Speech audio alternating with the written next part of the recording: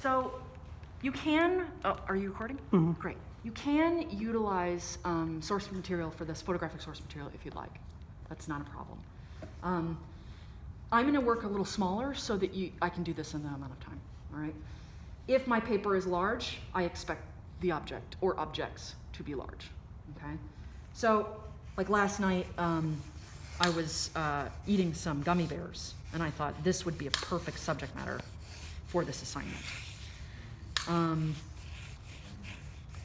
you'll notice I start out every single drawing sort of the same. I do incorporate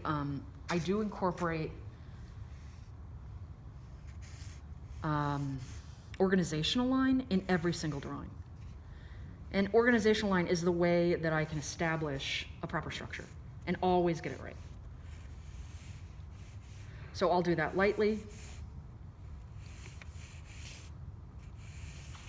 You can see it okay? All right. I chose something simple just to kind of get through the demo quickly. Okay. So the first thing that I'm going to do is I deal with my perspective, my value, and I'm going to have a bunch of kind of complex values within this because I've got like a double shadow and then like a reflection. I'm going to move that up just a bit. And the first thing I'm going to do is actually indicate, and I'm going to do the majority of this with my charcoal pencil. So you're going to need to really sharpen that off and get those skills honed in. And you'll notice that the paper that I'm working on is very cheap paper. I don't want you to work on it at all. It is cheap paper. It's throwaway paper for a reason. But I establish my significant darks first. And this is actually the way I do a, any of you ever see my, my ink wash paintings? Okay, this is exactly how I do my ink wash paintings. I always establish my darks first. And I'm not really using a lot of hatching here because I'm actually using the, you see the tooth of the paper is already established. And this is pretty much black. But when I get to the areas that might actually be established for gray, I'm going to slow it down.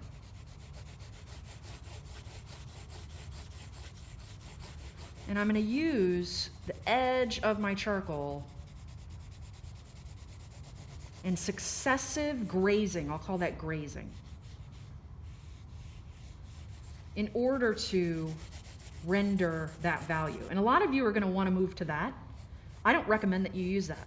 I actually recommend that the majority of this drawing be done entirely with pencils, whether it be charcoal pencils or colored pencils. Because you can see that I can actually achieve a really, and I'm not going to go all the edge here because I don't have time, but I can achieve a really good gradient that is highly controlled without smudging. And I'll break down the surface in sections. And you see what I'm looking at here is a highly reflective surface that has a bunch of shapes within it. And I'm not jumping into my white here at all. And I'll notice that there are some areas that are going to have a true gradient. Good morning.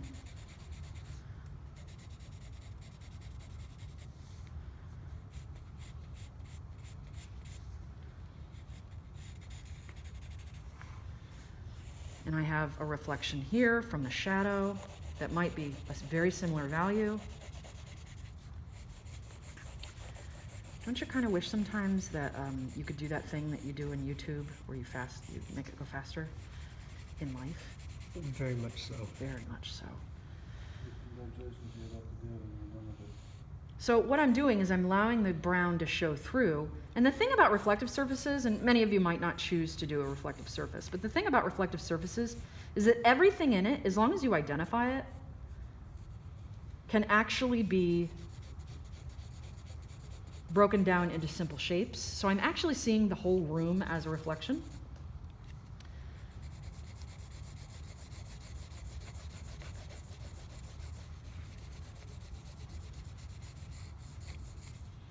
And then I'll go into the business here.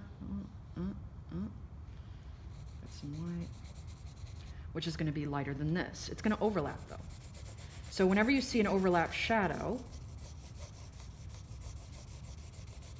what's happening is that area will become the darkest wherever it overlaps. Does that make sense? Mm-hmm. I'll harden up those edges and then I'll go in with the white. So I'll just finish this up real quick.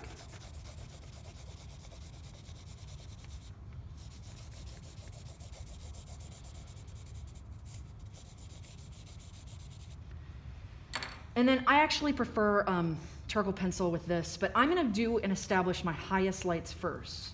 And I've got a few light ones.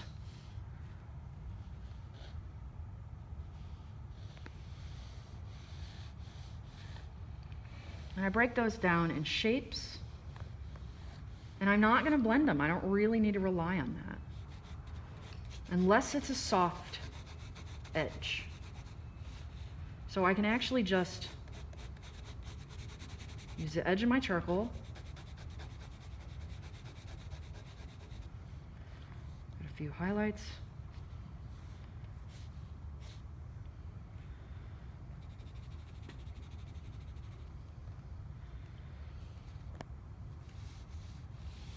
The lightest of light here. A couple of little dings, which are the spotlights, right? I'm identifying what I see around me. And then I build up the other components that might be a little lighter.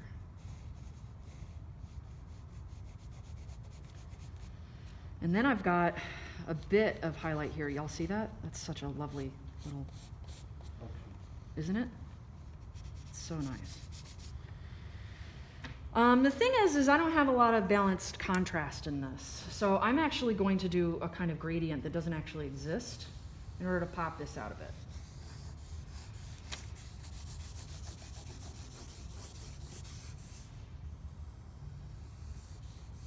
And it'll firm up and solidify what I have. And so that question that you asked about finish and sort of like tone, can I let the edges bleed? That's called a bleeding edge. This might be a good place for you to do it. But here's the thing, when I say fully finished, and so I'm gonna do gradient, right? Just a gradient. This is inconsistent with the, like my bingo arms. This is, I love that term. Bingo arms. All right, this is not consistent, this surface here that I just created is not consistent with the rest of the drawing, is it? No. No. So when I say that I'd like you to sort of treat the whole, what I mean is, if this is inconsistent with the rest of this, I need to go in and do the same thing.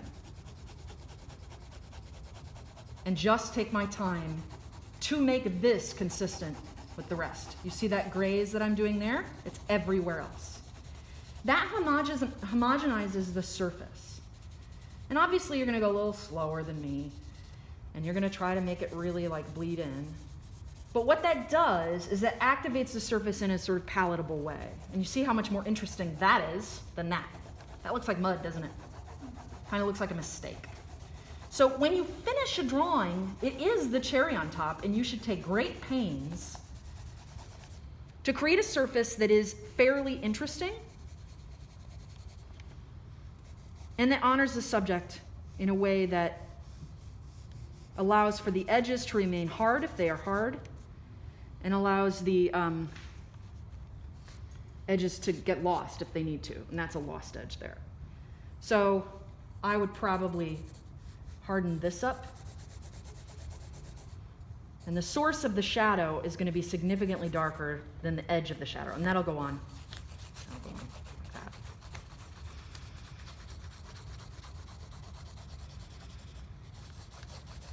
And I don't expect you to work this quick, but you get my point. And then I can go in and refine those values. You're going to see a lot of gradients. And I can build it up, make it darker, do what I need to do. This is really black, so I'm going to allow it to be really black. Are there questions as I work?